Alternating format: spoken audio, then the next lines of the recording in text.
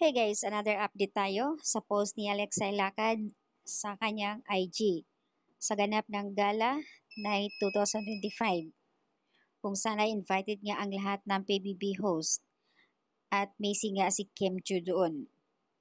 Sa post nga, balikan natin sa post ni Alexa Ilacad, naka-highlight kay Marian Rivera doon sa post ni Alexa.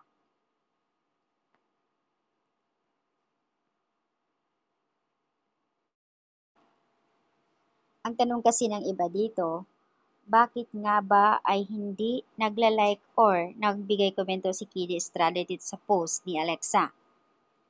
Kung mapapansin nyo guys, sa post ni Alexa, ang malalapit sa kanya, talik niyang kaibigan at yung ibang mga galing PBB. Ayan, mga kasama niyang mga host.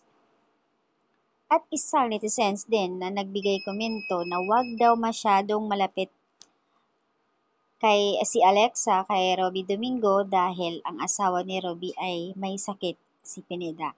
So wag daw masyadong malapit or maglambing, baka daw magsiselos kasi nga sana daw inunawa ni Alexa may sakit ang asawa ni Robby.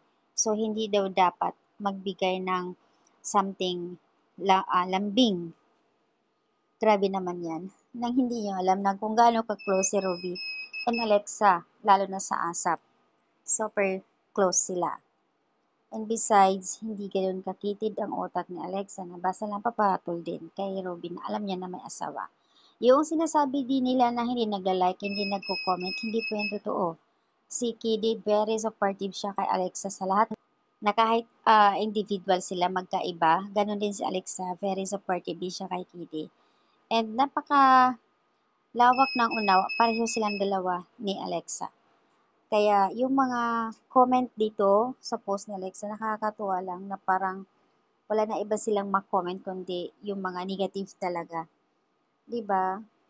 Hindi daw nagparamdam si Kidi, hindi nagla-like sa mga post kasi hindi nakasama dito sa gala night.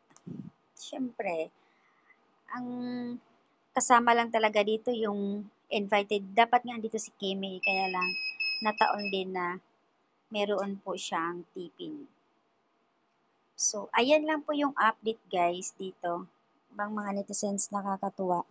Minsan nakakapikon din. Kaya nga naman sinupalpal siya ng ibang mga kidilik sweethearts dahil doon sa sinasabi niya. At lalo na sinasabi nila na wag masyadong dikit ng dikit kay Robby dahil may sakit ang asawa ni Robby. Baka daw maapektuhan. Kita mo yan. Nakakaloka.